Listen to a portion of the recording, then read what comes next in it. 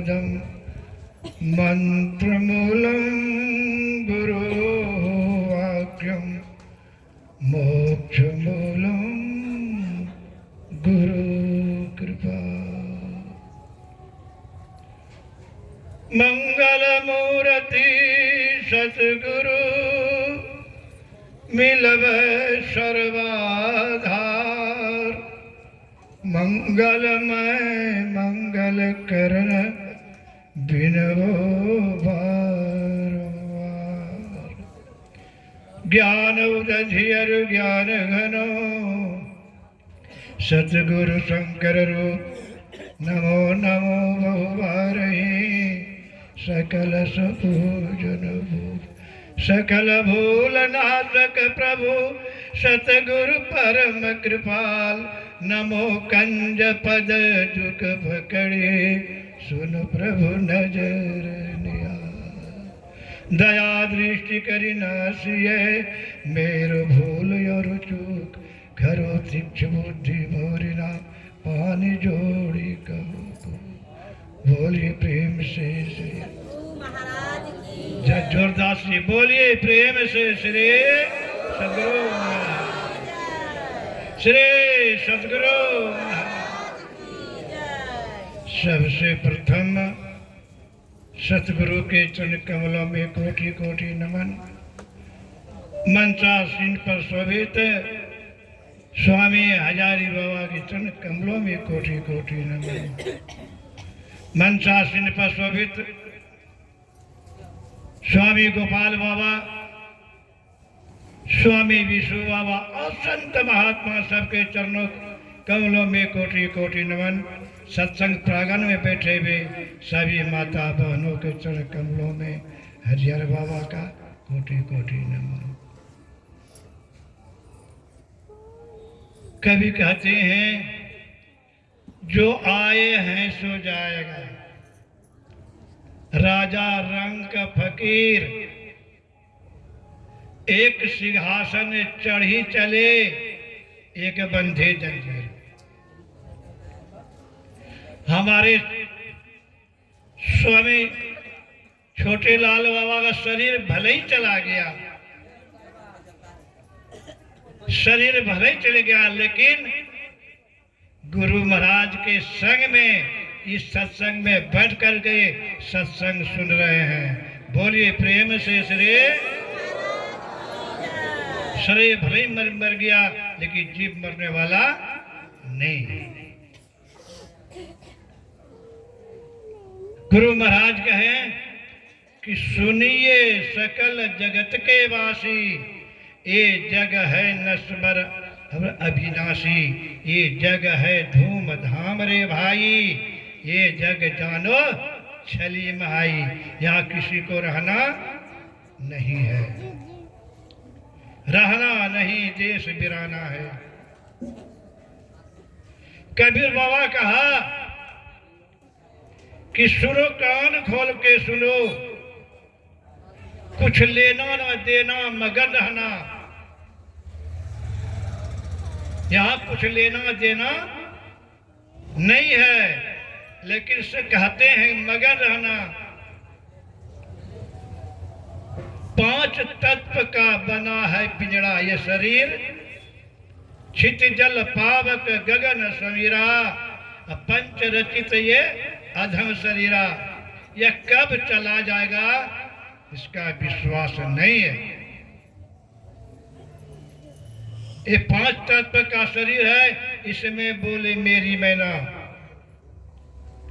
कुछ लेना ना देना मगन रहना। गहरी नदिया नाव पुरानी। खेवटिया से मिलते रहना। खेवटिया कौन है? सतगुरु महाराज है। जिसने गुरु कर लिया, जिसने ध्यान भजन कर लिया, वो गुरु के शरण में चले गए। उनका 84 में नहीं जाना पड़ेगा। वो जब भी होगा तो संत ही संत में जन्म होगा। हमारे स्वामी हजारी बाबा के चरण में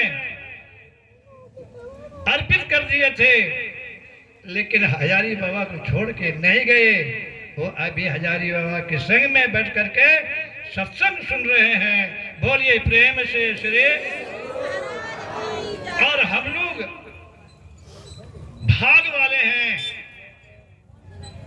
लिखे हैं कि सतगुरु दर्श देन हित आए, भाग जगे हमारे। सतगुरु का जिसका दर्शन है उनका भाग है। सतगुरु दर्श देन हित आए, भाग जगे हमारे। आनंद मंगल रहे पूरी सब, शुभ शुभ वासगरे। और कहें जैसा आवाज कम में रहे, बोलिए प्रेम से श्री सदगुरु। पाप समूह दरस पे भागे, पुण्य सकल डगरे। आप जितना भी पाप किए हैं सतगुरु के चरण में आ जाए। आज शेलसम पापम विश्रम कि कितनों पहाड़ भर भी आपका यदि पाप हो गया गलत से भी इस सत्संग में आइए और ध्यान भजन कीजिए, आपका पाप जल के खाक हो जाएगा। पाप समूह दरसते भागे, शुभ शुभ जगरे।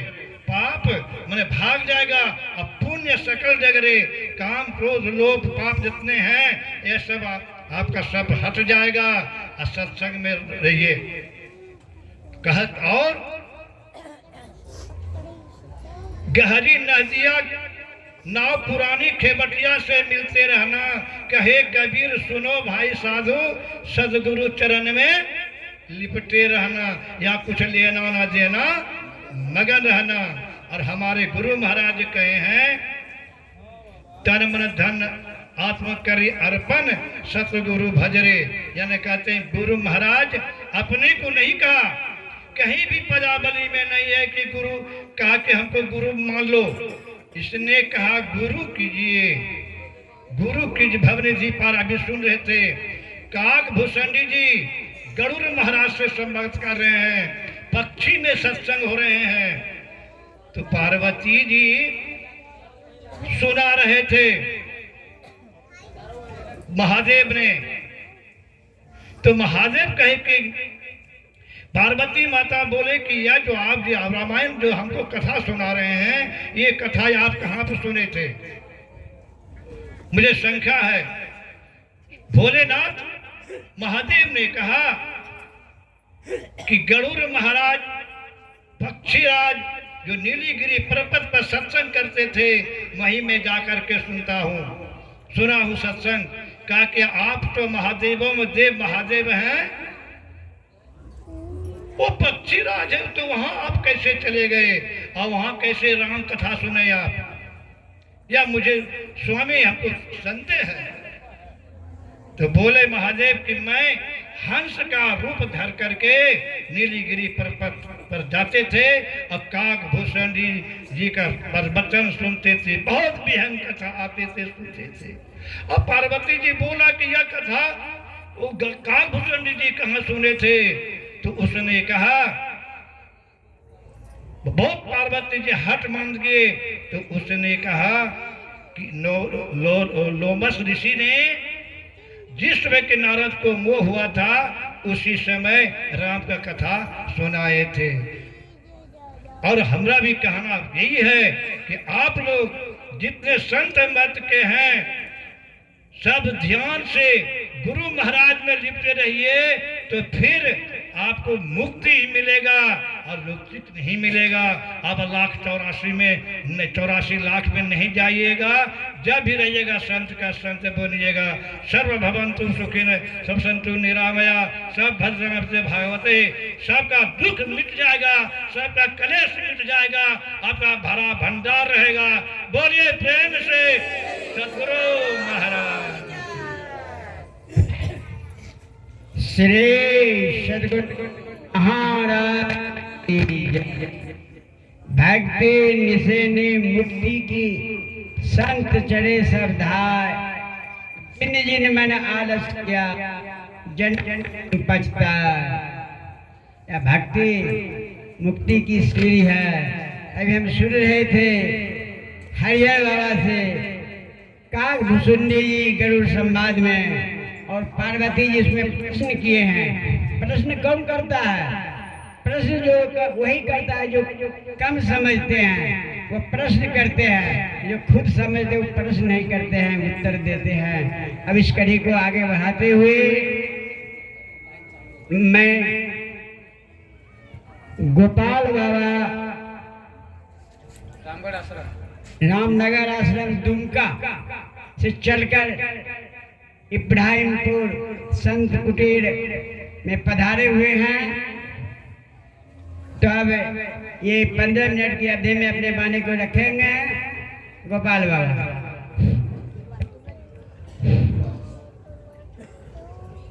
श्री सतगुरु महाराज की जय। श्री सतगुरु महाराज की जय। श्री सतगुरु महाराज की जय। बंदां गुरुपद कंज कृपा सिंधु नर रूप हरि। महामोहतम पुंज जासु बचन रवि करि निकर। समय गया फिरता नहीं, झट ही करो निज काम। जो बीता सो बीतिया, अब गहो गुरु नाम। संत मता बिनु गति नहीं, सुनो सकल दे काम। जो चाहो उद्धार को, बनो संत संतान। श्री सद्गुरु महाराज की जय। परमराज 20वीं सदी के संत महर्षि मई के चरणों में कोटि कोटि नमन। इस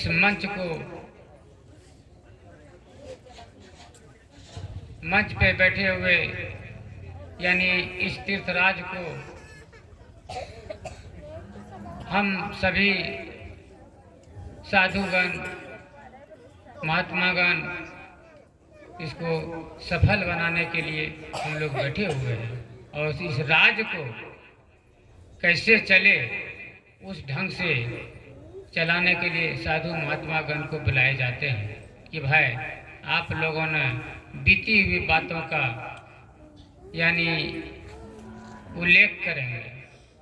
और आज का सत्संग करने का माध्यम है हमारे छोटे लाल बाबू का इस पृथ्वी पे नहीं रहने का हुआ। और छोटे लाल बाबा नहीं, छोटे लाल बाबा तो छोटू बाबा। बड़ी दुख की बात तो यह है कि अभी वो इस धरातल पे नहीं रहे। और खुश की बात यह है कि हजारे बाबा हमारे उनके खुशी पर दुख पर उनके दुख पर यह सत्संग कराया है, क्योंकि उनकी याद सदा के लिए रहे।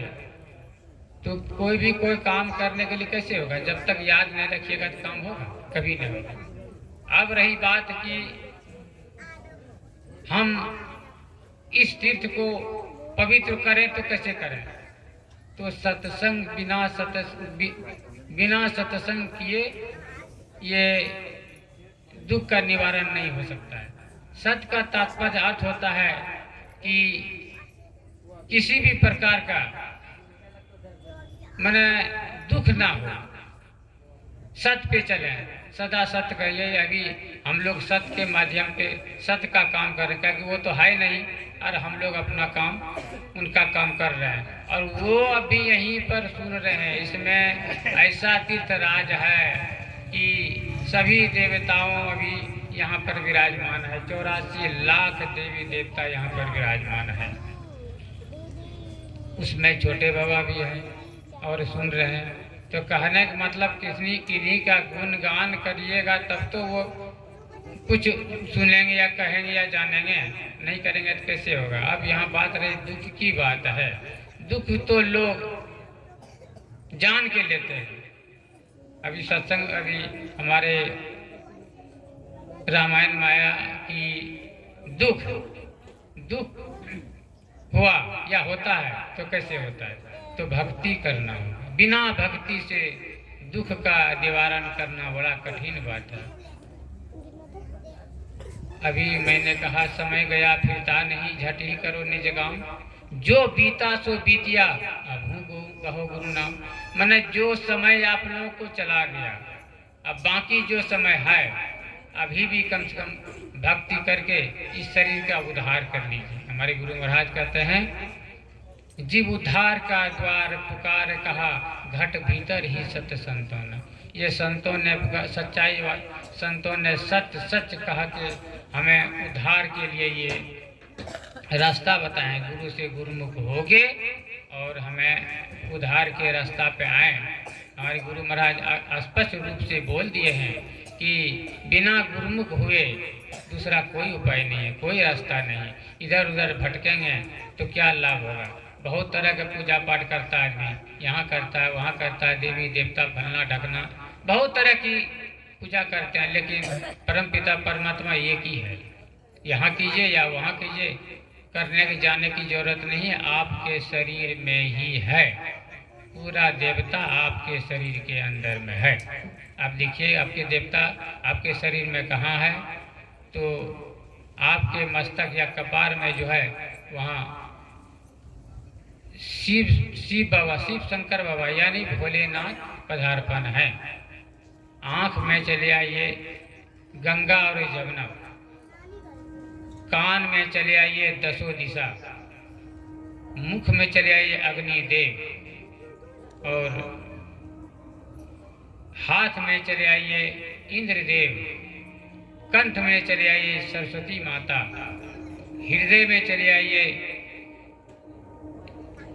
भोले बाबा और पार्वती, और लीवर में चले आइए विष्णु भगवान, और मूलाधार में आइए गणेश भगवान, और लास्ट में आपका ब्रह्मा जी हैं जो कि वो गंदे स्थान को साफ करते हैं। तो आप लोग पूजा पाठ करने या कुछ करने कहाँ जाते हैं? ये आपके शरीर में सारा भक्ति करने का स्थान बना हुआ है, और हम लोग यदि भक्ति नहीं करेंगे ऐसा शरीर पाके, गुरु महाराज कहते हैं यही मानुष दे समैया में करो परमेश्वर से प्यार। यदि इस शरीर में यदि हम परमेश्वर से भक्ति नहीं कर लेंगे तो दूसरा शरीर से नहीं होने वाला है। हम लोगों से बहुत बड़ा लंबा चौड़ा बड़ा शरीर है, हाथी का, ऊंट का, बाघ का, हमसे बड़ा हम लोग का है शरीर। लेकिन कहिए कि उन लोग यदि खरोंच भी लग गया हो तो मेडिकल से दवा ला कर अपना इलाज करा लेते, संभव है क्या? कभी नहीं, कभी ना हो सकता है। तो सबसे बढ़िया उत्तम शरीर हम लोगों को मनुष्य का शरीर मिला है। आई यदि इस शरीर से भक्ति करके हम परमपिता परमात्मा के पास नहीं पहुंच सके तो ये शरीर बेकार ना हो गया। संत लोग पुकार पुकार के कहते हैं कि यही मौका है उद्धार होने का, नहीं दूसरा कोई उपाय नहीं है। यदि उद्धार करना है तो इसी शरीर में उद्धार होगा। इसका रास्ता भी बता दिए हैं गुरु महाराज, कहते हैं स्पष्ट कह दिए हैं, यही विधि जय वैभव पार मोर गुरु भेद दिए। दृष्टि युगल कर लेबै सुख मनिया हो, देखबै अजब रंग रूप मोर गुरु भेद दिए। तमुआ जे फूटी फूटी अत पंच रंगवा हो, बिजुली चमकी तार मोर गुरु भेद दिए। तो ऐसा आपको करना पड़े, करने के लिए बता दिया। दोनों दृष्टि धारों को एक जगह मिलाना है। दृष्टि युगल माने दोनों दृष्टि धारों को एक जगह जोड़ना है। जब जोड़ेंगे हम तो अंदर से हमें इस क्षिति जल पावत गगन समीरा, पंच रचित ये गगन, ये अधम शरीरा, ये हमारा शरीर जो बना है 5 चीजों से बना है। आकाश, हवा, अग्नि, पानी और जमीन, इसके आधार पर बना है। तो इस आधार पे जब हमारा शरीर बना है तो यदि इस शरीर को नहीं रक्षा करेंगे तो हमारा काम कैसे चलेगा। उसके लिए हमको काम करने के लिए कहते हैं। मनुष्य के ही जीवन में आके उस काम को कर सकते हैं, दूसरा काम दूसरा योनि से नहीं हो सकता। हम लोगों का 84 लाख योनि है। यदि भक्ति नहीं करेंगे तो हम लोग 84 लाख योनि में भटकेंगे। तो दुख सबसे बड़ी क्या है? आवागमन सम दुख दूजा, है नहीं जग में कोई, इसके निवारण के लिए प्रभु भक्ति करनी होगी। तो हम लोगों को जब तक भक्ति नहीं करेंगे तब तक इस शरीर का उद्धार नहीं होगा। ऐसे कहने सुनने तो बहुत है, मैं यही थोड़ा सा कह कर अपनी वाणी को विराम देता हूँ। श्री सद्गुरु महाराज की जय। श्री सद्गुरु महाराज को करता जो न करी सके, गुरु करे सो हो। अभी हम लोग गोपाल बाबा से सुन रहे थे कि दुख और सुख का यह शरीर ही खजाना है। और रामचरितमानस में सुने कि नाही दरिद्र सम दुख कछु नाही, अशांत मिलन सम सुख कछु नाही। और संत का मिलन हो गया, सुख हो गया। अब मैं इस कड़ी को आगे बढ़ाते हुए हमारे बीच पधारे हुए हैं ओंकार जी। ये पहले छोटू बाबा के ही सेवा में रहते थे। उनके बाद कुछ दिन या ऋषिकेश चले गए, हरिद्वार, और वहाँ जाके कुप्पा घाट से यह संन्यास धारण किए और अभी किशनपुर में कुटिया बना कर रह रहे हैं। तो मैं ओंकार जी से अनुरोध करूँगा कि आप रामचरितमानस का जो पाठ हुआ है उस पाठ के आधार पर कुछ कहेंगे। श्री सद्गुरु महाराज की जय। माइक देखिए, जब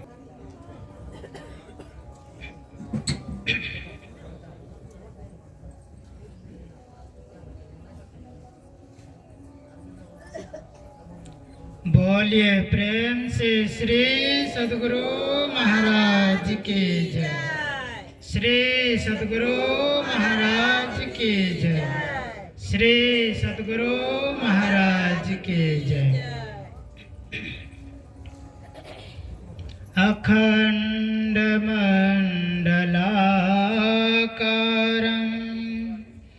व्याप्तं येन चराचरं तत्पदं दर्शितं येन तस्मै श्री गुरवे नमः।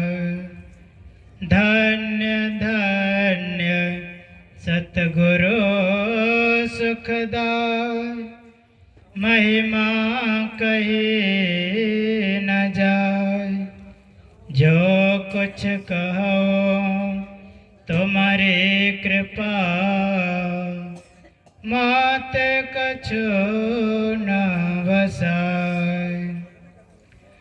सृष्टि के कण कण में विराजमान परमात्मा स्वरूप संत सद्गुरु महाराज के पावन युगल चरणों में कोटि कोटि से नमन।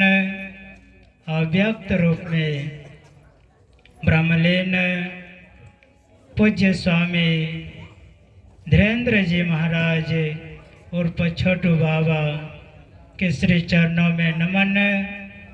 मंच पर विराजमान स्वामी हजारी बाबा के श्री चरणों में नमन।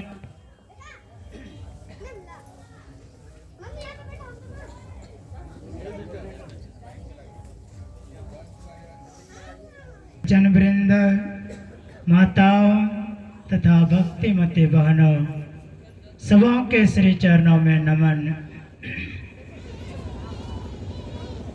अभी हम लोग रामचरितमानस से पाठ को श्रवण किए। भक्ति कहते हैं कि भक्ति हम लोगों को क्यों करना चाहिए। लोग कहते हैं कि हम परमात्मा की भक्ति क्यों करें, तो कहते हैं कि यह जो हम लोग दुख हम लोगों को होता है, कहते हैं यह दुख से हम लोगों को बचने के लिए परमात्मा की भक्ति करना होगा। कहते हैं यह ही सिर्फ संसार में जो दुख होता है, कोई शरीर में बीमार है तो वह दुखी है, और इस संसार में लोग बहुतों तरह से दुखी है। कहते हैं कि यह सब दुख बहुत थोड़ा दुख है। गुरु महाराज कहते हैं कि आवागमन सम दुख दूजा, है नहीं जग में कोई। गुरु महाराज कहते हैं कि इस संसार में जितना भी दुख है वह थोड़ा दुख है। इस दुख से एक और विशेष दुख है, कहते हैं इस संसार में जन्म लेना और इस संसार से फिर चले जाना। कहते हैं इसके समान इस संसार में और कोई दुख नहीं है। और गुरु महाराज इस दुख से बचने का उपाय भी बताए हैं। इसके आगे कहते हैं कि इसके निवारण के लिए प्रभु भक्ति करनी चाहिए। कहते हैं अगर हम लोग इस दुख से बचना चाहते हैं, इस दुख से छूटना चाहते हैं, तो हम लोगों को परमात्मा की भक्ति अवश्य करना होगा। लेकिन हम लोग परमात्मा की भक्ति करने में टाला टोली करते हैं। लोग कहते हैं कि अभी बच्चे हैं, अभी परमात्मा का भजन करने का इनको समय नहीं है, और जवान हो जाते हैं तो उसमें कहते हैं कि अभी मौज मस्ती करने का समय है, और परमात्मा का भजन करने का समय कहते हैं बुढ़ापा का है। लेकिन कहते हैं कि जब बुढ़ापे में परमात्मा का भजन करेंगे तो वह परमात्मा का भजन ठीक ठीक नहीं होगा। जो अभी हम लोग स्वस्थ शरीर में कर सकते हैं वही बूढ़ा हो जाएगा, तो हम लोग वह परमात्मा का भजन, जैसे अभी हम लोग कमर सीधा करके बैठ जाते हैं, लेकिन जब बूढ़ा शरीर होगा तो हम लोग कमर सीधा करके नहीं बैठ सकेंगे। तो कहते हैं कि परमात्मा का भजन करने का कहते हैं कि जवानी उम्र है। आप लोग जानते हैं कि भक्त ध्रुव कितना छोटा था, 5 साल के उम्र में ही वह भगवान को प्राप्त किया। तो कहते हैं कि हम लोगों को परमात्मा की भक्ति इसी जवानी शरीर से ही करनी चाहिए, लेकिन हम लोग टालते रहते हैं। कहते टालना नहीं चाहिए। एक भजन है बहुत सुंदर, कहते हैं भजन कर मस्त जवानी में बुढ़ापा किसने देखा है। भजन कर मस्त जवानी में बुढ़ापा किसने देखा है। भजन कर मस्त जवानी में बुढ़ापा किसने देखा है।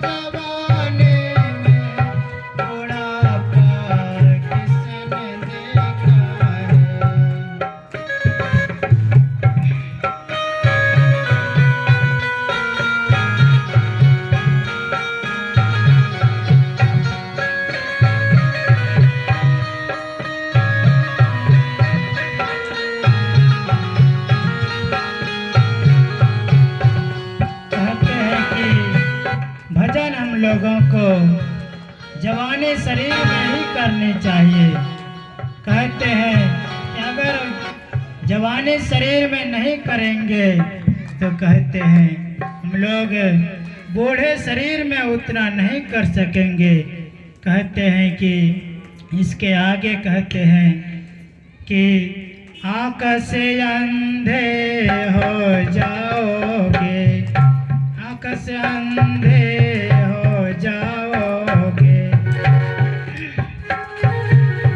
आँख से अंधे हो जाओगे, दर्शन तुम कर नहीं पाओगे, दर्शन तुम कर नहीं पाओगे।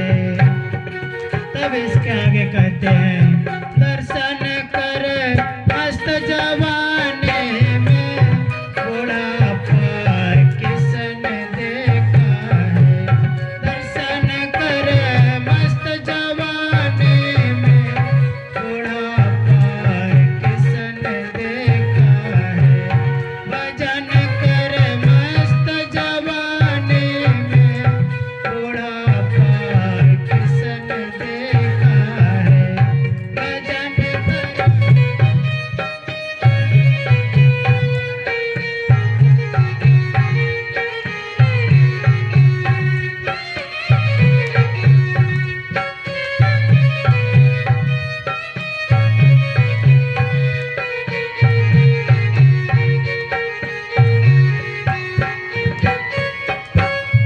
इसके आगे और कहते हैं कि हम लोगों को जहाँ धर्म कथा ईश्वर की चर्चा होती हो वहाँ जाकर के हम लोगों को सत्संग के वचनों को सुनना चाहिए। तो आगे कहते हैं पैर से लंगड़े हो जाओगे, पैर से लंगड़े हो जाओगे,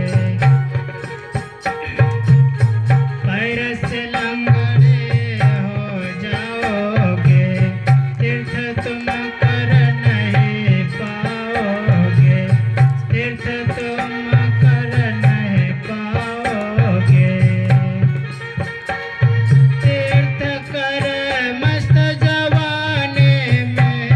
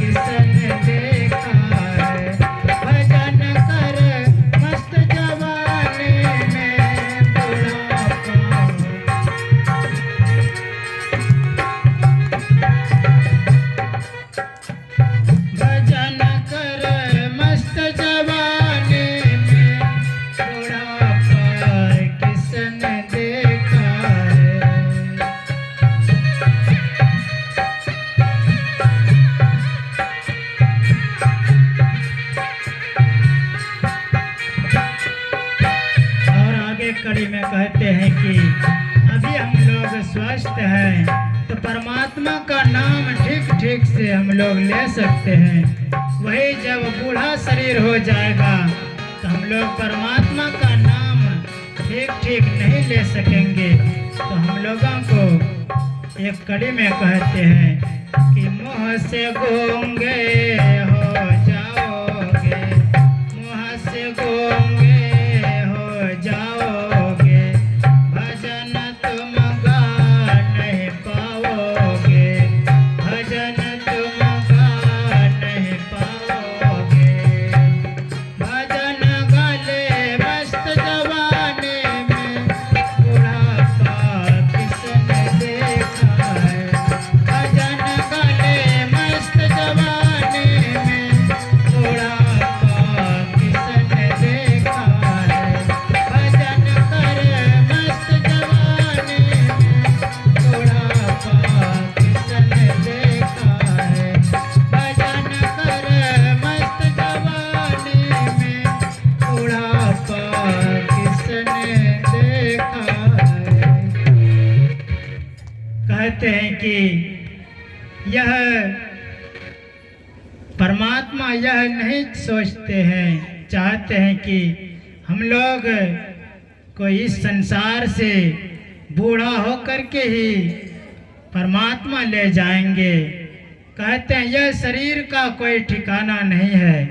कहते हैं पानी का सा बुदबुदा यह तन ऐसा होए।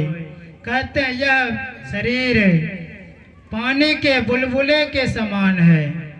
हम लोग देखते हैं कि जब पानी पड़ता है तो उसमें बुलबुला उठता है और कुछ बुलबुला उठते ही फूट जाता है और कुछ बुलबुला उठता है कुछ दूर तक जाता है तब वह फूटता है और कुछ बुलबुला उससे अधिक दूर जाता है और फूटता है।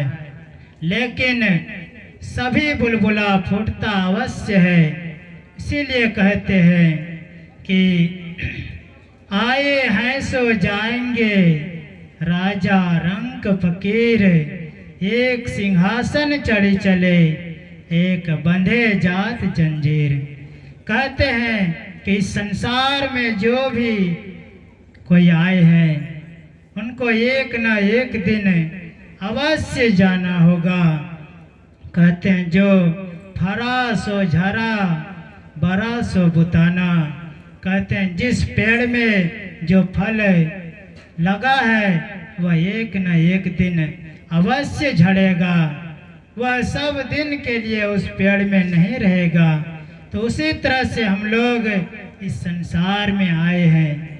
यह शरीर का कोई ठिकाना नहीं है कि कब छूट जाएगा।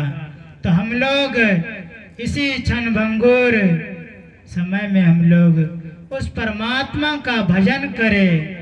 और जब परमात्मा का भजन करेंगे तो कहते हैं कि इस जन्म में नहीं, अगले जन्म में नहीं, लेकिन एक न एक दिन हम लोग उस परमात्मा में मिल करके एक में हो जाएंगे। और फिर इस संसार में जो हम लोग जन्म मरण के चक्र में पड़े हैं, इस जन्म मरण के चक्र से छुटकारा पा लेंगे, छुट्टी पा लेंगे। तो कहते हैं एक परमात्मा की भक्ति जब करेंगे तब ही यह होने वाला है। जब तक हम लोग परमात्मा की भक्ति नहीं करेंगे तब तक हम लोग इस जन्म मरण के चक्र से नहीं छूट सकते हैं।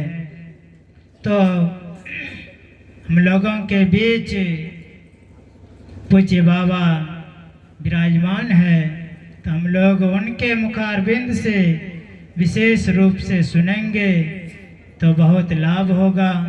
श्री सद्गुरु महाराज की जय। श्री सद्गुरु महाराज की जय। आग लगे आकाश में चुई चुई गिरे अंगार, संत जन यदि न होते तो जन्म मरता संसार। अभी हम लोगों ने अहंकार जिसे सुन रहे थे और उनके भजन में बड़ा ओज था। इन्होंने कह रहा था कि भजन करो मस्त जवानी में बुढ़ापा किसने देखा है। और इस भजन को हमारे पूज्य धीरेन्द्र स्वामी उप छोटू बाबा ने सिद्ध करके दिखा दिया। हम जब भी इनके साथ रहते थे तो इनको देखते थे कि भजन गुनगुनाते ही रहते थे और रात में कब सोते थे पता नहीं लगता था। मैं सो के उठता था तभी देखता था कि ध्यान में ही बैठे हुए हैं। और इन्होंने दिन भर जब आश्रम में रहते थे, जिनको आश्रम से काम से भी फुर्सत नहीं था, इतना बड़ा जो आश्रम देख रहे हैं, हम कहेंगे कि मजदूर से भी ज्यादा मजदूरी उन्हीं का है। उन्होंने अपने हाथों से मजदूरी करके, अपने हाथों से एक कला को दिखा करके इतना बड़ा मंदिर को खड़ा किया है। जिन्होंने सिद्ध कर दिया कि मस्त करो जवानी में बुढ़ापा किसने देखा है। यह परमात्मा की आवाज थी और उन्होंने सर्वधाय किया और परमात्मा ने उनको लेके चले गए, वे ब्रह्मलीन हो गए। बोलिए श्री सद्गुरु महाराज की जय। अब हमारे बीच पूज्य शिरोमणि लाल हजारी बाबा मंचासीन है। अब उनके मुखारबिंद से मैं सुनूंगा रामचरितमानस के पाठ के आधार पर। इधर तो सब संत महात्मा विषय से विषांतर ही हो गए। अब मैं पूज्य बाबा से अनुरोध करूंगा कि अपने वाणी को रखें। श्री सद्गुरु महाराज की जय। सब कोई सर्वप्रथम अपना अपना मुंह को पवित्र करें पवित्र नाम के जय घोष से। बोलिए प्रेम से श्री सद्गुरु महाराज की जय। श्री सद्गुरु महाराज की जय। श्री सद्गुरु महाराज की जय। मंगल मूर्ति सद्गुरु मिलवे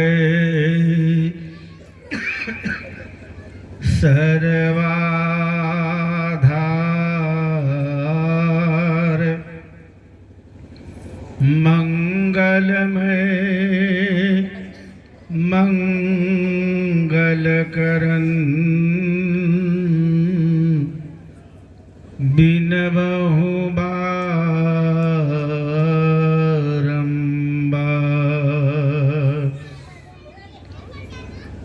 धन्य धन्य सद्गुरु सुखद महिमा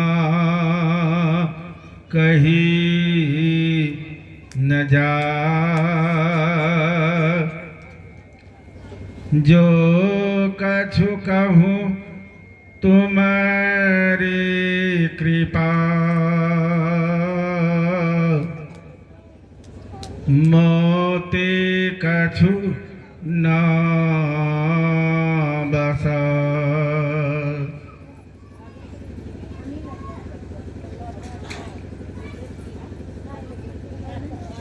श्रद्धांजलि समारोह में पधारे हुए सभी साधु महात्माओं को,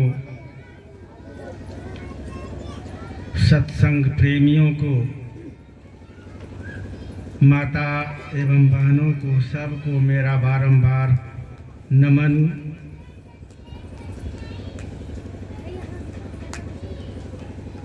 पवित्र ग्रंथ रामचरितमानस के सप्तम सोपान उत्तरकांड से पाठ श्रवण किए और कागभूषुंडी जी से गरुड़ जी प्रश्न किए, जो पाठ के क्रम में सुने। कि सबसे उत्तम शरीर किनका है, श्रेष्ठ शरीर किनका है। 84 लाख योनि का वर्णन प्रभु की सृष्टि में है। भगवान 84 लाख उत्पन्न किए, लेकिन गरुड़ जी बड़ा अच्छा प्रश्न किए कि आखिर 84 लाख योनि तो हैं, इतने सारे जीव जंतु हैं, लेकिन सबसे श्रेष्ठ शरीर कौन है? भगवान किस शरीर को सबसे श्रेष्ठ बनाए? और उत्तर में सुन रहे थे, नर समान नहीं कौनहु देही, जीव चराचर जांचत जे। कागभूषुंडी जी संत रूप में और प्रश्न का उत्तर बता रहे हैं कि 84 लाख योनि में मनुष्य शरीर सर्वश्रेष्ठ है, सबसे उत्तम है। इस शरीर के समान और कोई शरीर है ही नहीं। और भगवान राम भी, ये तो कागभूषुंडी जी बताए, भगवान राम भी जब सारे प्रजाजनों को बुलाए और उपदेश करने लग गए, यहाँ तो कागभूषुंडी जी उपदेशक है, लेकिन त्रेता युग में सारे प्रजाजनों के बीच में भगवान राम खुद वक्ता रूप में, उपदेशक रूप में, और भगवान राम कह रहे हैं, बड़े भाग मानुष तन पावा, सुर दुर्लभ सब ग्रंथ ही गावा। बड़े भाग से मनुष्य शरीर जीव को मिलता है। यह अन्य जीव को नसीब नहीं, यहाँ तक देवता को भी कह दिए कि दुर्लभ है मनुष्य शरीर, देवी देवता को उनको नसीब नहीं है। तो कितने बड़भागी हैं जो मनुष्य शरीर में उपस्थित हैं, जो भगवान की कृपा से अभी तक मनुष्य शरीर में सुरक्षित है। तो मनुष्य शरीर श्रेष्ठ है, उत्तम है, लेकिन क्यों श्रेष्ठ बता रहे हैं कागभूषुंडी जी, क्यों श्रेष्ठ बता रहे हैं भगवान राम और संत महापुरुष लोग क्यों श्रेष्ठ बता रहे हैं? कुछ तो कारण होगा। खाना पीना सो जाना सब काम है पशु समाना, क्यों देह मनुष्य की धारी, हरि भजन करो सुखकारी। अन्य जीव जंतु में मिलान करेंगे तो वही काम मनुष्य में भी। खाना भूख लगने पर सब पशु पक्षी कीट पतंग चिड़िया मैना सब भोजन करते हैं, और मनुष्य को भी भूख लगने पर मनुष्य भी भोजन खाते। खाना पीना, प्यास लगने पर पानी पीते, चिड़िया मैना को भी देखे होंगे, माल मवेशी को भी। मनुष्य भी प्यास लगने पर पानी पीते। खाना पीना और सो जाना, नींद आने पर सब सोते। माल मवेशी को भी देखे होंगे कि सो रहे, और मनुष्य भी सोते। खाना पीना सो जाना सब काम है पशु समाना। अंतर किस बात का? आप भी खाते हैं, पशु पक्षी चिड़िया मैना सब खाते हैं, सब पीते हैं, सब सोते। तो अंतर क्या हुआ? ऐसे भी भगवान कृष्ण भी कहते हैं कि अगर ये भोजन किए, शरीर का रक्षा करने के लिए घर मकान बना लिए, और साथ साथ बाल बच्चे उत्पन्न कर लिए, ये तो सब करते हैं, मनुष्य भी उतने कर लिए। तो भगवान कृष्ण कहते हैं ये बिना पूंछ और सींग का पशु है, पशु से कम नहीं है। मनुष्य को सींग नहीं है और पूंछ नहीं है, कर्म उतने किए। तो कहा कि बिना पूंछ और सींग का मनुष्य भी पशु है जो परमात्मा की भक्ति नहीं करते। अंतर है भक्ति करने का, जो परमात्मा की भक्ति कर रहे मनुष्य शरीर पा करके, वही बड़ भाग्य, वही महान है। भाव ये था। और आप भक्ति से दूर हैं और नशे में चूर हैं, तो इस शरीर का क्या कीमत होगा? नशा भी बहुत प्रकार का है। अभी तो पाठ के क्रम में सब सुने। अहंकार, मानस रोग के अंदर बहुत प्रकार के सुने हैं। समय का अभाव है, इसलिए मैं जरा समेट के बोलता हूँ। काम, क्रोध, ईर्ष्या, डाल, लोभ, अहंकार, ये सब मानस रोग के अंदर आता है। मानस रोग मन का रोग। शरीर में भी बहुत प्रकार का रोग हुआ करता है, लेकिन शरीर का जो रोग है उसका निदान हो जाता है, डॉक्टर वैद्य हकीम ठीक कर देता है। लेकिन मानस रोग भयंकर रोग है, इस रोग से कोई मुक्त नहीं हो पाता है। इसके लिए संसार में न कोई डॉक्टर है, न कोई औषधि है। अगर है तो एक ही, और वह है संत सदगुरु। सदगुरु वैद्य वचन विश्वासा, और जो संयम बताते, नियम बताते, उसके मुताबिक चलेंगे तो मानस रोग से मुक्त हो पाएंगे। नहीं तो अभी एक एक उदाहरण सुन रहे थे, क्या क्या बनना पड़ेगा। आखिर दादुर क्यों बनते, उल्लू क्यों बनते, सब एक एक करके सुने। मेढक क्यों बनते, तो पाठ के क्रम में सब सुने। मैं कह रहा था कि अहंकार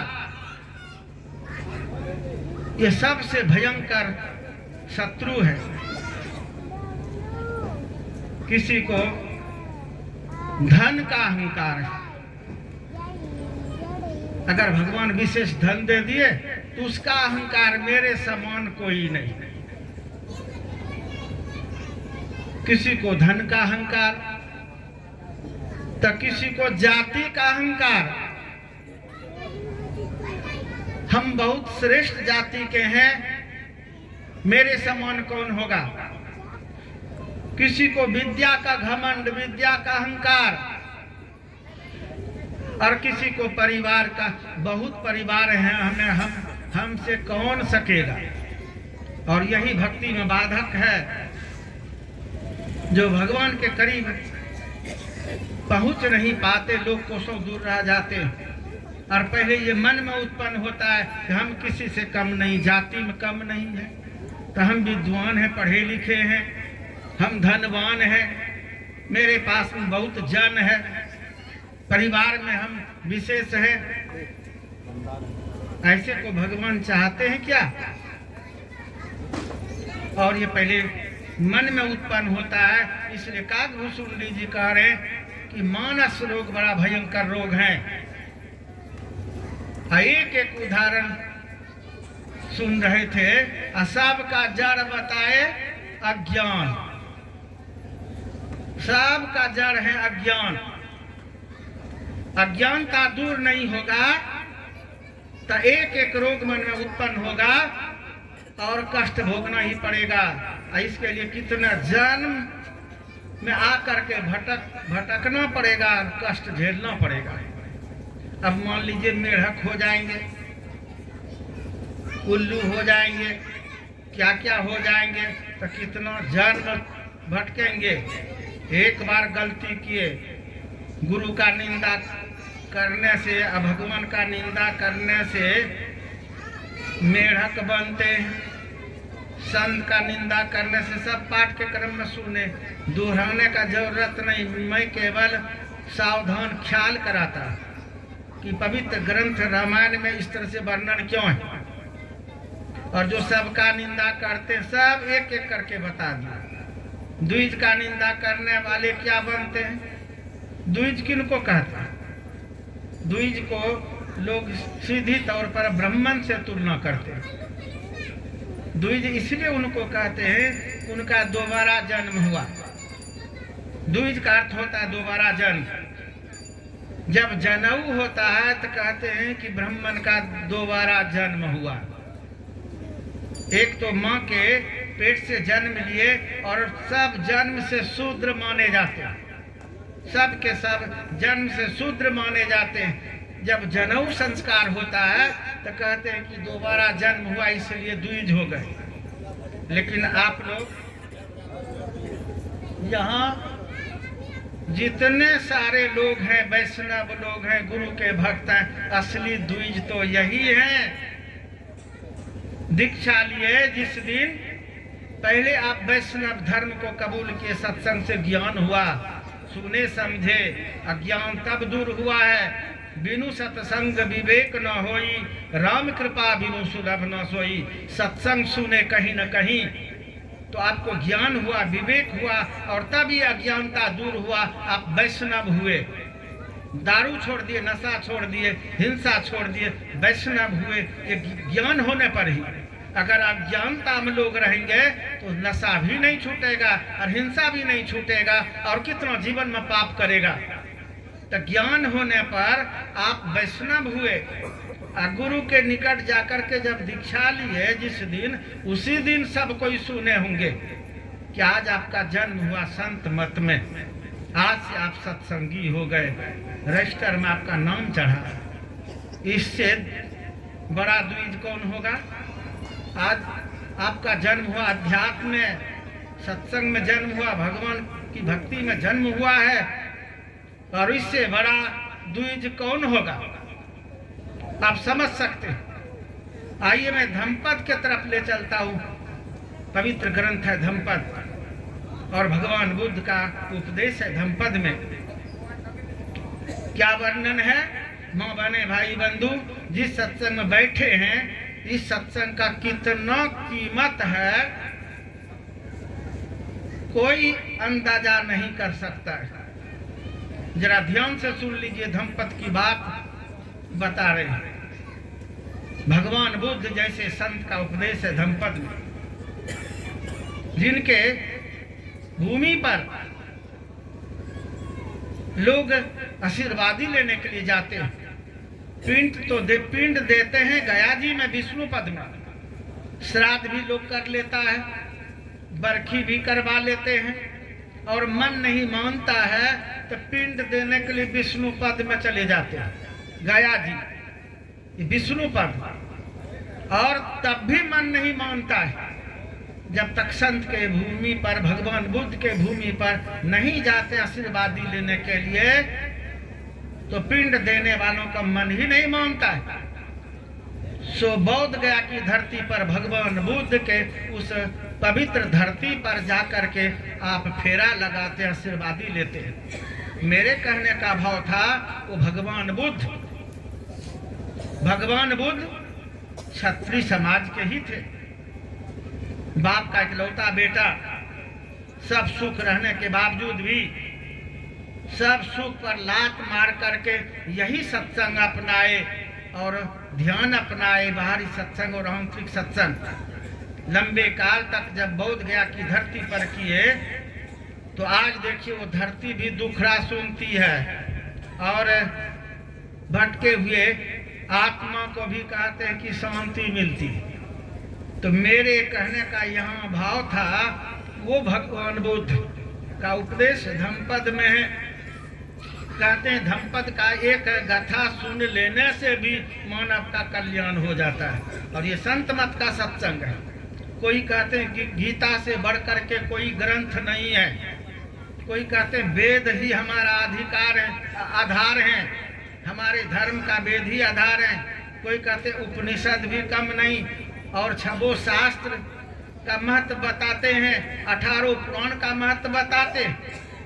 तो हमारे संत मत के सत्संग में सबका सम्मान है। आप लोग जीता जागता सबूत क्या देखे? पवित्र ग्रंथ रामायण से पाठ हुआ। कुछ लोग संत मत को अभी तक नहीं समझे हैं। यहाँ तो एक एक ग्रंथ का सम्मान है, और कहते हैं कि गीता से पाठ करना चाहिए, विशेष लाभ होता है। कोई कहते रामायण से पाठ करने से विशेष लाभ होता है जीवात्मा को। कोई कहते हैं वेद उपनिषद का पाठ होने से विशेष लाभ पहुंचता है, और कोई कहते हैं पुराण का कथा करवा लेने से, भागवत कथा या गरुड़ पुराण का बखान करने से जीवात्मा को शांति मिलती है। लेकिन संत मत का ऐसा सत्संग है कि सारे ग्रंथों का निचोड़ सुनाया जाता है। और इसी क्रम में अभी मैं धम्पद का सम्मान करने के लिए एक कथा सुनाता, जो पवित्र ग्रंथ है धम्पद, जिनके आशीर्वाद के बिना जीत को कहते मुक्ति नहीं। संत आशीर्वादे नहीं करेंगे तो मुक्ति कहाँ है। लोग सत्संग माने, गुरु माने अथवा नहीं माने, लेकिन पिंड देने के समय में आपको संत के भूमि पर जाना ही पड़ेगा।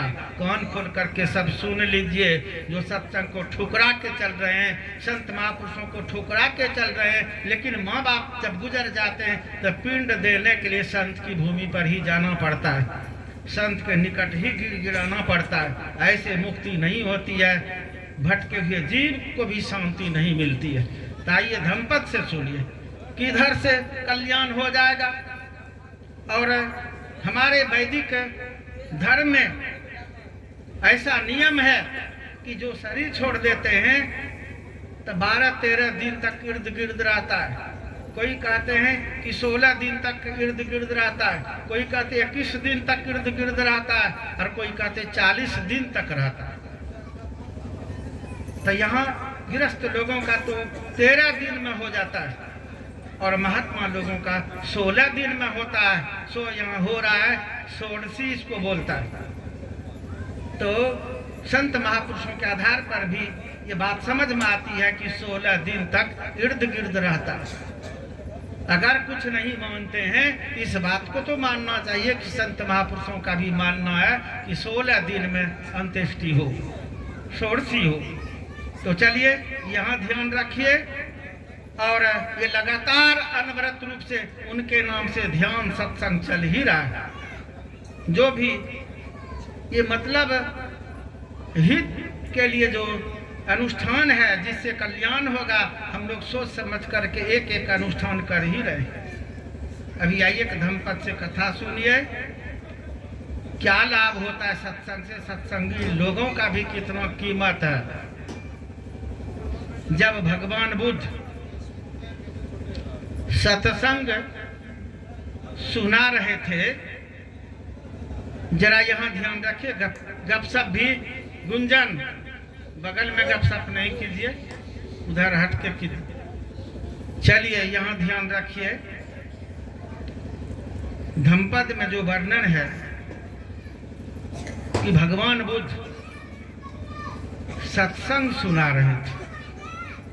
बड़ी बड़ी संत महापुरुष यही सत्संग सुनाए हैं और इसी से लोगों का कल्याण हुआ है। भगवान बुद्ध के रहते हुए कहते 1000 शिष्य को मोक्ष मिला है। आप समझ सकते हैं। तो भगवान बुद्ध यही सत्संग सुनाते थे, जिनको समझ में बात आ जाती थी दीक्षा बताते थे और आंतरिक सत्संग करते थे, साधक मोक्ष पा लेता था। जितने संत महापुरुष धरती पर हुए यही बाहरी सत्संग और आंतरिक सत्संग दो ही बताए। तो भगवान बुद्ध जब सत्संग सुनाते थे तो स्वर्ग का मालिक इंद्र, स्वर्ग के लोग हड़बड़ करते हैं कि किसी तरह से स्वर्ग मिल जाए, स्वर्ग का मालिक इंद्र भेष बदल करके और आकर के भगवान बुद्ध को पंखा झेल रहे। सोचिए जरा सा, सत्संग सुनाने वालों का क्या कीमत, संत का क्या कीमत। जो स्वर्ग का मालिक है, जो स्वर्ग का राजा है, वो भेष बदल करके आकर के पंखा झेल। और विद्यापति की जीवनी पढ़िए, विद्यापति जी की जीवनी पढ़िए। विद्यापति जी के यहाँ भगवान शिव, यहाँ तो स्वर्ग का मालिक इंद्र, देवों का देव महादेव, जिनको बड़ा देव कहते हैं, वो बड़ा देव विद्यापति जी के यहाँ विद्यापति जी का पांव दबाते, नौकर का भेष बनाकर विद्यापति जी का वस्त्र धोते, विद्यापति जी का जूठन बर्तन धोते। सत्संग में ये पावर है कि सुनाने वालों पर कितना भगवान ये मतलब रिझ जाते हैं कि अपने से सेवा करने लग जाते। और भगवान राम की बात सुनना चाहते हैं, रामायण की बात सुनिए। माँ से बड़ी जात की भिलनी और मतंग ऋषि से दीक्षा लेकर के सत्संग कर रही थी। भगवान राम को उनके कुटिया पर आकर के एक भिलनी का जूठन बैर खाना पड़ा है। अगर कोई भी गप गप हम सुनाएंगे तो बोलिएगा आप लोग, ग्रंथ की बात सब हम सुना रहे हैं। अब आइए धम्पत की बात सुनिए। तो भगवान बुद्ध को इंद्र पंखा झेलते, और जो हमारे सत्संगी लोग हैं वैष्णव बन गए हैं, इसका कोई कीमत नहीं। दीक्षा ले लिए हैं, दोबारा जन्म हो गया है, द्विज बने हैं, इसका कोई कीमत नहीं। उसी धम्पद में वर्णन है कि देवता लोग स्वर्ग से आकर के भेष बदल बदल करके और वैष्णव सत्संगी लोगों का सेवा करते हैं। जहाँ पर सत्संग होता है उस जगह झाड़ू लगा देते हैं, दरी चट्टी बिछा देते हैं, किसी को प्यास लगने पर पानी पिला रहे हैं, पंखा झेल रहे हैं, सब देवता लोग। और बड़ा मनोयोग पूर्वक सेवा में रत हैं। इसीलिए मैं सुबह के सत्संग में बोला था कि यहाँ हमारे यहाँ बहुत श्रद्धालु भक्त लोग आएंगे। अभी तो कम आए हैं, कल विशेष आएंगे। तो क्षेत्र वालों को, समाज वालों को अग्रसर रहना चाहिए, सेवा में तत्पर रहना चाहिए। जब स्वर्ग के मालिक सेवा में आते हैं, स्वर्ग का देवी देवता सत्संगी लोगों का सेवा करने के लिए आते हैं, तो आप लोग भी सत्संगी लोगों का महत्व समझिए। ऐसे सत्संगी बन गए हैं, कोई उनका कीमत नहीं है, ऐसा मत समझिए। रामचरितमानस में तो इतना महिमा है कि इधर से कहा जाए। हर कांड में सत्संग की महिमा, सत्संगी की महिमा। सबसे पहले तो गोस्वामी तुलसीदास जी महाराज बाल कांड में प्रणाम करते ऐसे समाज को, सुजन समाज सकल गुण खानी। सुजन समाज किसको कहता है? जो दारू पी रहे हैं, जिस समाज के लोग जीव हत्या का पाप कर रहे हैं, चोरी डकैती बेईमानी शैतानी कर रहे हैं, यही सुजन समाज की टोली है। जो सदाचार जीवन जी रहे हैं, जो वैष्णव हैं, जो गुरु के परम भक्त हैं और भगवान की सच्ची भक्ति में रत हैं, ऐसे समाज को गोस्वामी तुलसीदास जी महाराज ब्राह्मण हो करके इस रामचरितमानस के प्रथम सोपान बालकांड पढ़ के देखिए, प्रणाम करते हैं। तो यहाँ कहने का भाव था कि सत्संगी लोगों का सेवा कर रहे थे देवी देवता लोग, और रोज खूब सेवा करें। भगवान बुद्ध के शिष्य लोगों के मन में बात हुई, ये सत्संगी किस ग्राम के हैं और किस कदर सेवा में तत्पर हैं, जरा बुला के पूछो। तो बुलाए, कहा कि तुम लोग इस तरह से जो सेवा करते हो तो मतलब कहाँ से आते हो, कौन हो? तो झूठ कैसे बोलेंगे, संकोच किए बोलने में, बताने में कि हम लोग देवी देवता लोग हैं, स्वर्ग से आते हैं, भेष बदल के आते हैं। चुप हो गए, नहीं बता रहे हैं। तो भगवान बुद्ध के शिष्य लोग ध्यान लगा के देख लिए।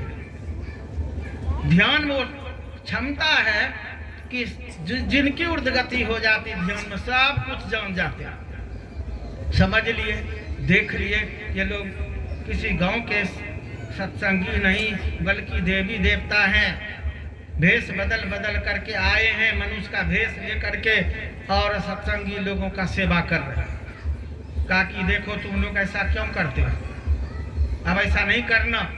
हमारे सत्संगी लोग अपने से अपना सेवा करेंगे, तुम लोग ऐसा नहीं करना। बड़ा दुख हुआ देवी देवता को कि तब हम लोगों का उद्धार कैसे होगा। जब मनुष्य शरीर भगवान दिए थे तो हम लोग सत्संग नहीं कर पाए, गुरु से नहीं जुड़ पाए, सो हम लोग बीच में अटक गए, मोक्ष नहीं पा सके। कम से कम सत्संगी लोगों का सेवा करके भी पुण्य अर्जित करो। इस भाव से सत्संगी लोगों का सेवा करते थे।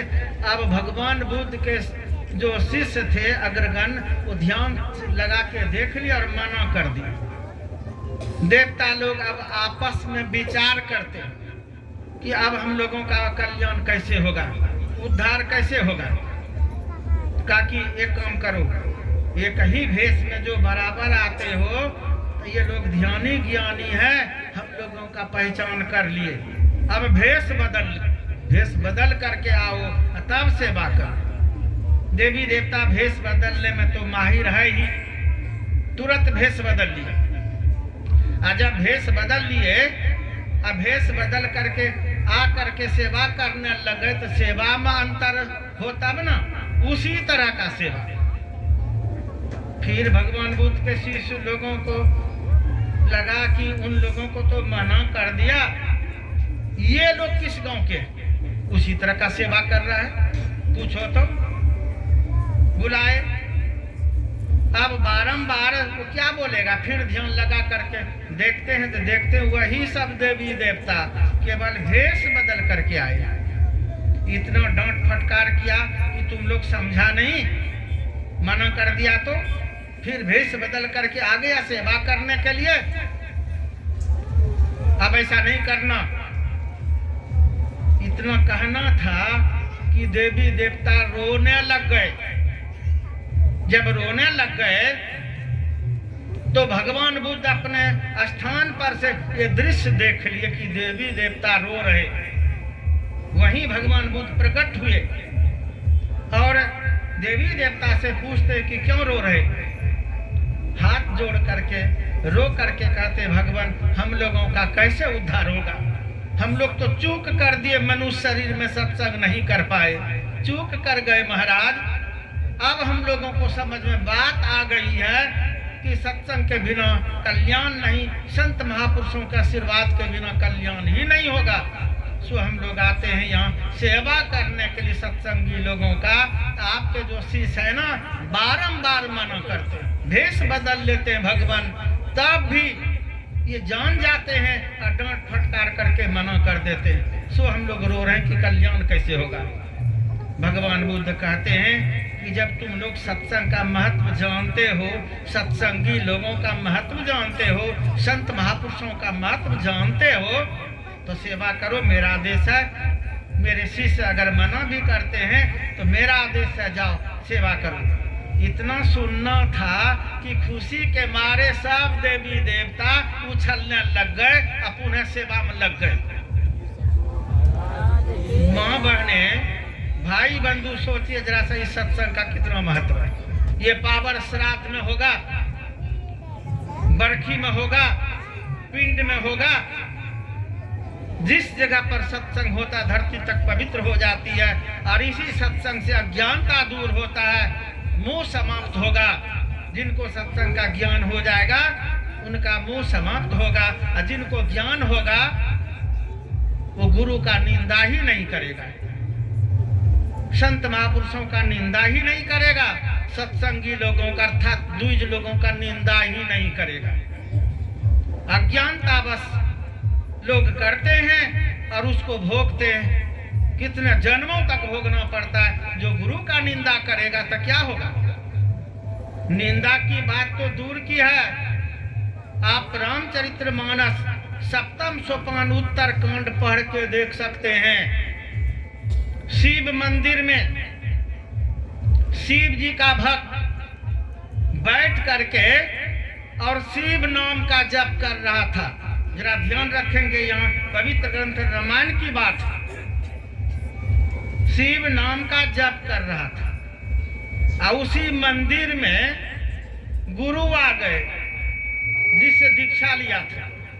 वो गुरु आ गए, उठ करके प्रणाम नहीं किया।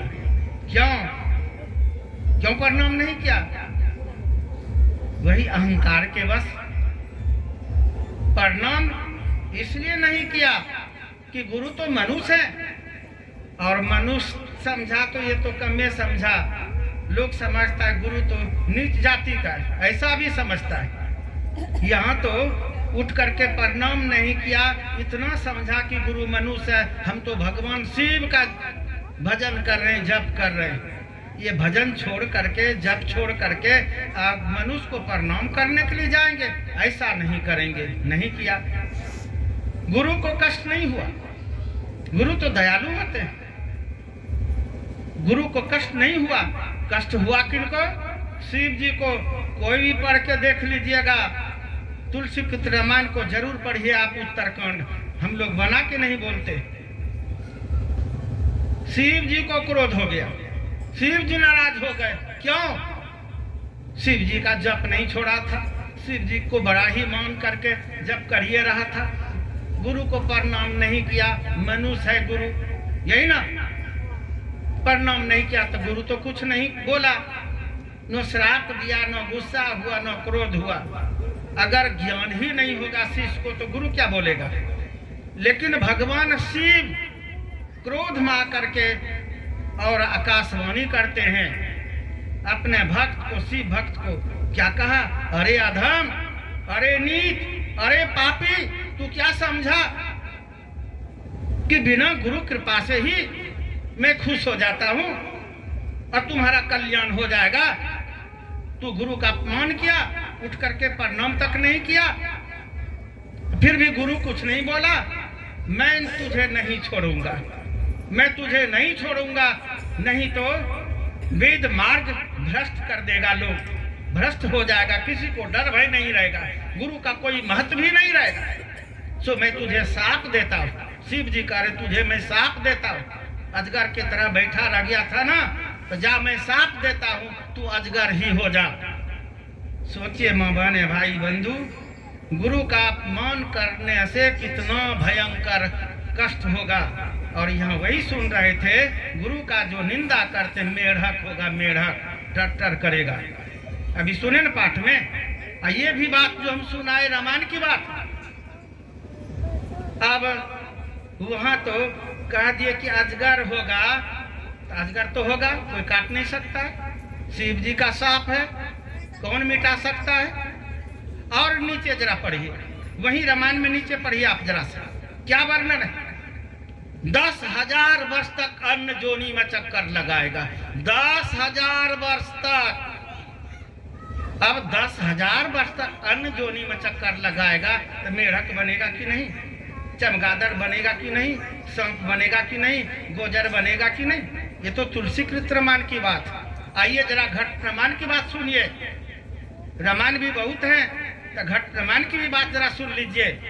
जो गुरु से दूर रहा, गुरु से जुड़ा नहीं, लगन नहीं बनाया, दीक्षा नहीं लिया, अपने आप को ही महान समझा, परमात्मा की सच्ची भक्ति नहीं कर पाया, अज्ञान में रह करके देखा देखी जीवन भर शिवलिंग पर जल चढ़ाया, जीवन भर मांस मछली अंडा खाया, ज्ञाने नहीं हुआ, अज्ञान में रहा, जीवन भर मांस मछली अंडा खाया और जीवन भर नशा में झूमा।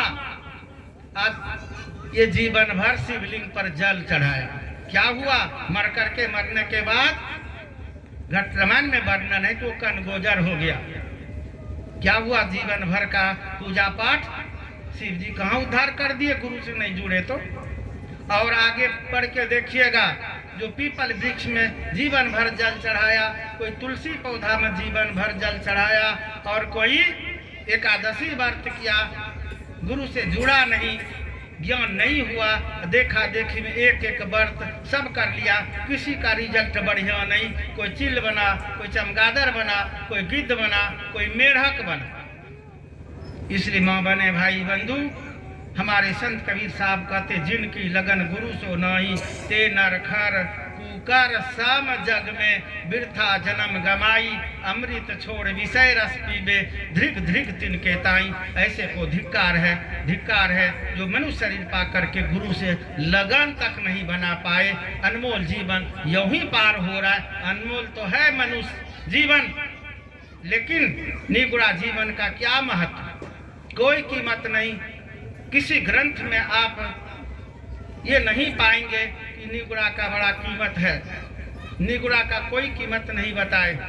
पुराण भी पढ़ेंगे, विष्णु पुराण पढ़ेंगे तो नारद जी का प्रसंग मिलेगा आपको। एक नारद तीनों लोक में भ्रमण करने वाला, भगवान विष्णु का कठिन तपस्या करके और वर भी ले लिए थे, तीनों लोक में हमको कोई नहीं रोक सके।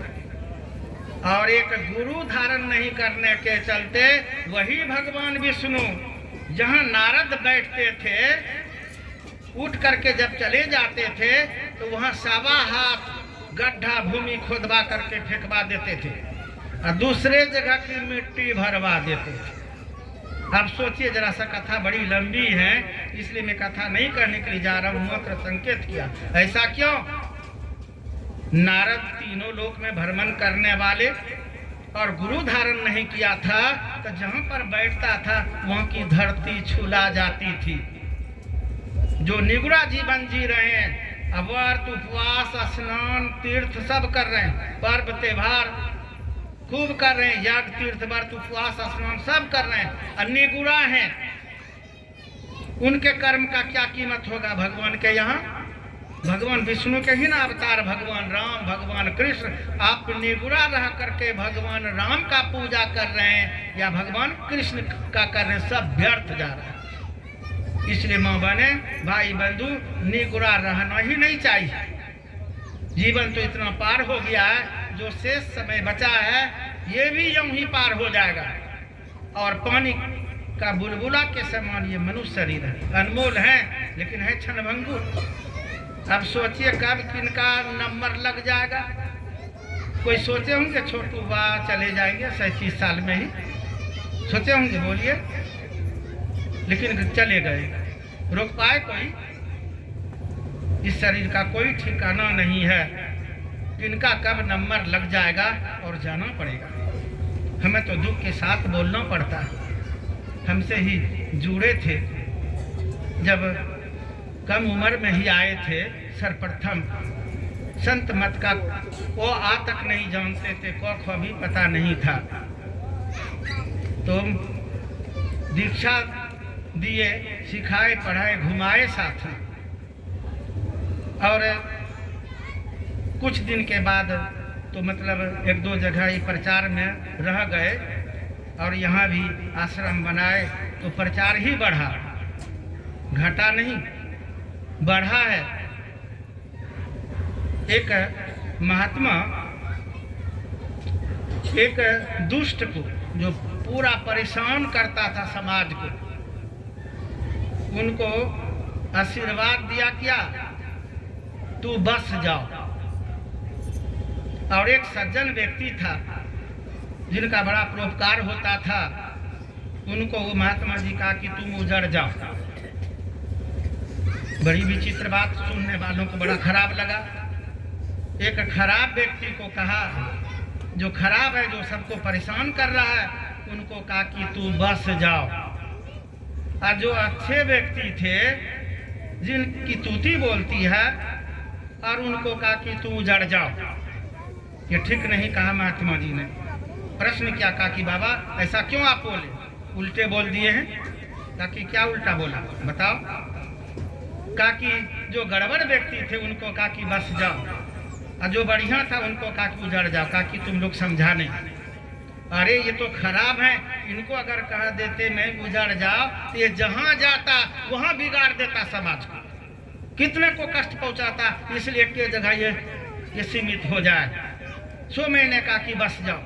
और ये तो अच्छे लोग हैं, इंसान हैं, इससे कितने लोगों का कल्याण होता है। सो मैं इनको कहा कि उजड़ जाओ, जहाँ जहाँ उजड़ेगा वहाँ वहाँ सत्संगी बढ़ेगा, जहाँ जहाँ जाएगा। तो छोटू बाबा क्या किया? आप लोग बहुत तरह से बोलते हैं, कुछ से कुछ प्रचारे न बढ़ा है, सत्संग का प्रचार न किया। हमारा बेटा था, शिष्य और बेटा में क्या अंतर? आप लोगों से बेसी दुख है हमको, कहीं रहते थे इससे क्या? हम ही तो बनाए थे, तैयार किए थे प्रचार प्रसार के लिए। लोग भले कुछ से कुछ बोलते हैं, उनको क्या पता है हृदय का मर्म कौन जानेगा, प्रेम को कौन समझेगा। लोग मुंह से बोलने के लिए केवल सीखा है, भीतर में किनको कितना प्रेम है वो कौन समझ पाएगा, किनको कितना दुख है।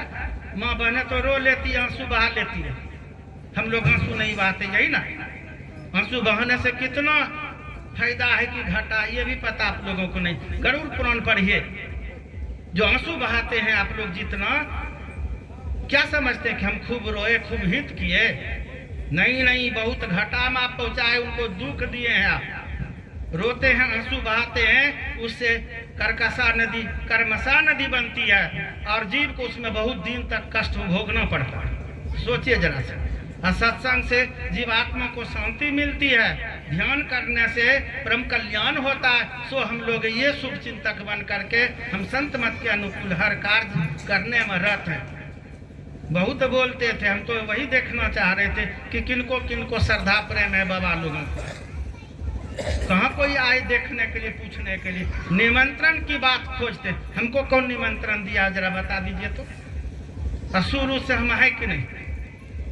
और बाबा लोग ये कहेंगे कि हमको निमंत्रण नहीं दिया। महात्मा को महात्मा के लिए निमंत्रण दिया जाएगा, ऐसा सोचते हैं लोग। तो हम कैसे समझेंगे उनको प्रेम? मुंह से बोलता है वो, हमको बहुत प्रेम, हम बहुत चाहते थे, बोलने से नहीं हो जाता है। वो शुभचिंतक बन करके आते यहाँ, देखते हैं कि क्या क्या कर्म हो रहा है छोटू बाबा की शांति के लिए, उनकी आत्मा को शांति मिल जाए बढ़िया से। तो क्या क्या ये लोग करवा रहे, एक कोठो तो कोई नया कहीं से, हम कैसे समझेंगे? आप लोग उल्टा समझते। तो सो मेरे कहने का भाव था कि छोटू बाबा तो अब नहीं है संसार में, लेकिन उनकी आत्मा को शांति मिले, इस हेतु से इस तरह का कार्यक्रम रखा गया है। मैं गुरु माँ से बारंबार प्रार्थना करता हूँ वो जहाँ भी हो उनकी आत्मा को शांति मिले। और अभी तक अभी समाप्त नहीं हुआ, कल ये मतलब पूर्ण आहुति समझिए सत्संग ध्यान को, अंत्येष्टि समझिए कल का, षोडशी कल होगा पूर्ण 16 दिन। और कल का जो कार्यक्रम है इसमें सब कोई शामिल रहिए। जो भी यहाँ हम लोगों से बन पा रहा है आप लोगों के सहयोग से, श्रद्धा प्रेम से सबको त्याग करना चाहिए, सबको त्याग करना चाहिए। और नहीं करेंगे अभी बाद में आपको मलाल आएगा कि हम कुछ नहीं किए छोटू बाबा के नाम से, कुछ भी त्याग नहीं कर पाए, बाद में मलाल आएगा।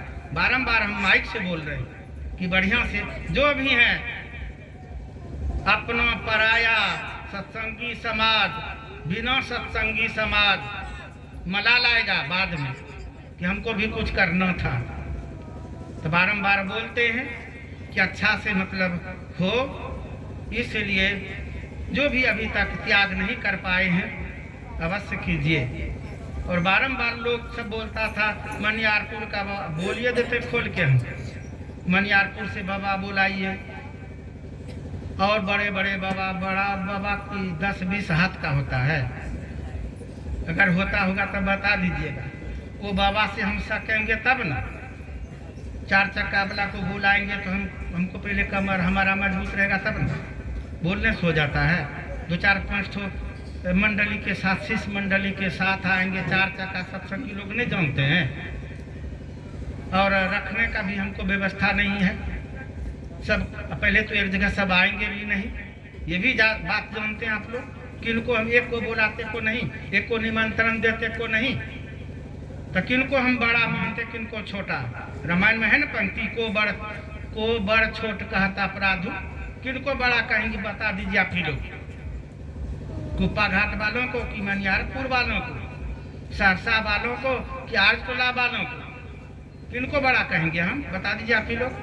तो छोटा कौन हुआ? तब श्रद्धा प्रेम से सबको आना चाहिए था, सबको ही जानते हैं। ये बाबा लोगों को कौन निमंत्रण देने के लिए गया? छोटा ही ना साथ दिया है कि बड़का निमंत्रण देने के लिए गए थे आप लोगों को? हम ही तो यहाँ का समझिए हेड बन करके अभी कर रहे हैं। तो बोलिए, पूछिए, निमंत्रण देने के लिए गए? जिनको श्रद्धा प्रेम आ गए, जिनको श्रद्धा प्रेम होगा तो आएंगे, हम काट जाएंगे निमंत्रण देने के लिए। तब कहेगा कि हमको बोलबे निमंत्रण ने नहीं दिया। तो यही श्रद्धा प्रेम हुआ। तो सब हम खोल खोल करके बोल दिए हैं। आप लोगों का जितना गुस्सा क्रोध मेरे ऊपर आएगा सब सहेंगे, लेकिन कार्यक्रम बढ़िया से हो, इसलिए सबसे मेरा निवेदन है कि कल तक आप लोग निभाइए और बढ़िया से बढ़िया हो, एक छाप रह जाए कि ढंग से हुआ था। इसलिए जब तक हमारे सत्संगी समाज के लोग त्याग नहीं करेंगे तो होगा कैसे? देखिए, छोटू बा नहीं है, कुछ भी है तो मैं तो बारंबार बोलता हूँ, लोग समझता है गुरु तो संत, महान संत है, इन्हीं को सब कोई मानते, लेकिन दीक्षा देने वाला भी गुरु होता है। 7 गुरु है ना, वैष्णव बनाने वाला भी गुरु, दीक्षा देने वाला भी गुरु। तो गुरु के नाते हम बारंबार बोल रहे हैं कि आप लोग अगर छोटू बाबा से भी दीक्षा लिए जुड़े हैं तो इस आधार पर भी हम आप लोगों के समझिए क्या दादा गुरु ने। तुलसी साहब का महत्व नहीं है क्या? बाबा देवी साहब का महत्व नहीं है? तो इस नाते से भी आप लोग श्रद्धा प्रेम से यहाँ आइए। हम अपने से निवेदन करते हैं, श्रद्धा प्रेम रखिए कि किसी को भी गुस्सा क्रोध हो तो भुला जाइए और श्रद्धांजलि समारोह में आप लोग अंतिम तक रहिए, ये मेरा निवेदन होगा। कल बड़ा भंडारा है और सुबह भी सत्संग, रात में भजन कीर्तन का कार्यक्रम होगा। सुबह सत्संग होगा, सुबह का वेद उपनिषद पर व्याख्या है। आप लोग सुबह के सत्संग में अधिक से अधिक संख्या में रहेंगे और घमासान सत्संग तो कल होगा और विशेष महात्मा लोग आएंगे। तो 1 बजे से ध्यान 2 बजे तक कल भी होगा और 2 बजे से कल फिर भजन कीर्तन, स्तुति, ग्रंथ पाठ, इस तरह से प्रवचन होगा। तो कल तक आप लोग रहेंगे। 5 बजे अनुमानतः हम लोग सोचे हैं कि समाप्त करेंगे कल। तो अभी जो भी कार्यक्रम इसमें शामिल रहिए और एक छोटा सा भजन सुनिए। अगर है उधर वादक लोग, एक छोटा सा भजन सुन लीजिए। जिस मनुष्य शरीर की विशेषता आप लोग सुन रहे थे, काकभूषुंडी जी से, सबसे उत्तम शरीर मनुष्य का शरीर है। तो जब मनुष्य शरीर पाए हैं तो मनुष्य शरीर को हम सार्थक कैसे कर पाए? हर अंग प्रति अंग से शुभ कर्म हो, ये कैसे संभव है? हर एक अंग शुद्ध हो जाए, पवित्र हो जाए। एक भी अंग गड़बड़ रहेगा तो आप पार नहीं उतर पाएंगे। इसलिए हर अंग प्रति अंग शुद्ध हो, पवित्र हो, हर एक अंग से शुभ कर्म हो, ये कैसे संभव है? तो भजन के माध्यम से सुनिए। कर बुरा होगा बुरा, करके बुराई देख ले, कर भला होगा भला, तो करके भलाई देख ले। आदमी बुरा होता नहीं, कर्म बुरा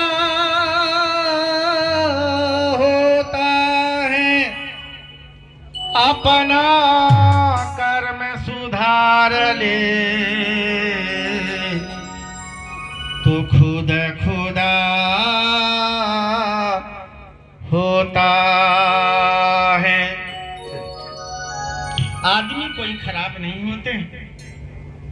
मनुष्य का जब कर्म गड़बड़ होता तो वो कुकर्मी कहलाता है। शराब पिएगा तो शराबी कहलाएगा, गांजा पिएगा तो गंजेड़ी कहलाएगा, भांग पिएगा तो भंगेड़ी कहलाएगा, चोरी करेगा तो चोर कहलाएगा, डकैती करेगा तो डकैत कहलाएगा, सत्संग करेगा तो सत्संगी कहलाएगा।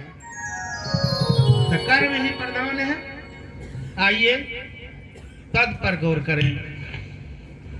नेकी की कमाई कर ले रे दुनिया में आने वाले, नेकी की कमाई कर ले रे दुनिया में आने वाले, नेकी की कमाई कर ले रे दुनिया में आने वाले, दुनिया में आने वाले, दुनिया में आने वाले, दुनिया में आने वाले, दुनिया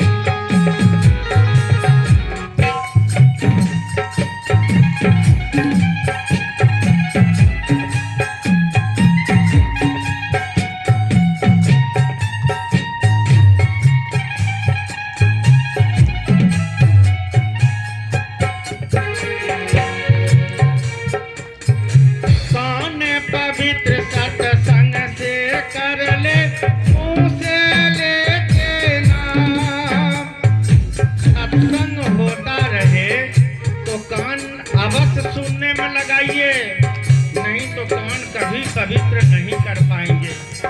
रामायण कहती है जिस कान से सत्संग नहीं सुनते हैं वह कान कान नहीं सांप का बिल है। कान पवित्र सत्संग से कर ले मुँह से लेके नाम। कान पवित्र सत्संग से कर ले मुँह से लेके नाम। और मुख से सदा प्रभु का नाम जपते रहना चाहिए, तब तो मुख पवित्र, नहीं तो बेकार है वो मुख। रामायण कहती है जिस जिह्वा से प्रभु नाम का जप नहीं करते हैं वो मेढक जिह्वा है। कान पवित्र सत्संग से कर ले मुँह से लेके नाम। कान पवित्र सत्संग से कर ले मुँह से लेके नाम। पैर से जाओ संत दरस को, पैर से जाओ संत दरस को, हाथ से कर ले दान। नेकी की कमाई कर ले रे दुनिया में आने वाले। सत्संग स्थल के तरफ पैर बढ़ाते हैं तब पैर शुद्ध होता है, और हाथ जब तक त्याग नहीं करेंगे, दान नहीं करेंगे, ये हाथ कभी पवित्र होने वाला नहीं है। जो कंजूस बन बैठे हैं उस कंजूस लोगों का हाथ कैसे पवित्र होगा? एक उपाय और है, या तो दान करने से ही पवित्र होता है। दूसरा उपाय, भगवान का जब भजन हो तो हाथ से करतल ध्वनि देना चाहिए। गुरु महाराज गुरु कीर्तन गवा के सबसे करतल ध्वनि लगवाते थे बिना कारण का। तो हमारा मुंह क्या देखते हैं? सबको अपना अपना हाथ में पवित्र कीजिए। कान पवित्र सत्संग से कर ले मुँह से लेके नाम। कान पवित्र सत्संग से कर ले मुँह से लेके नाम। पैर से जाओ संत दरस को, पैर से जाओ संत दरस को, हाथ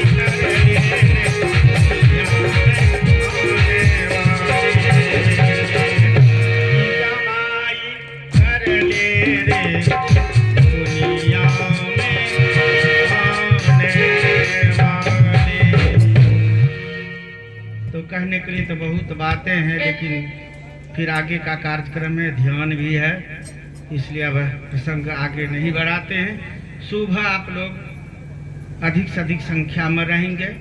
अभी श्रद्धांजलि का कार्यक्रम नहीं हुआ है, वो श्रद्धांजलि भी करवाएंगे, तो कल होगा श्रद्धांजलि का कार्यक्रम, इसलिए अधिक से अधिक संख्या में उपस्थित रहेंगे। अभी अब माइक उधर दिया जाए। और देखिए, हमारा नाम सब आधे बोलता है, जरा बोल देते। हमारा पूरा नाम है हजारी लाल, तो सब बोलता है आधा। गुस्सा होता है ना तो आधे नाम बोलता है, गुस्सा से सब आधा बोलता है। और राम वृक्ष बाबू बेसिए गुस्सा से पहले उल्टा देता है, पहले लाल तब हजारी। हाँ, तो हजारी लाल हमारा नाम है, बता दिए। दो नाम से लोग जानते हैं, कहीं कहीं लाल बाबा, कहीं हजारी लाल बाबा, तो बोल दिए थोड़ा सा, क्योंकि उल्टा पुल्टा नाम बोलते हैं। श्री सद्गुरु महाराज की जय। चलिए माइक अब उधार दिया जाए।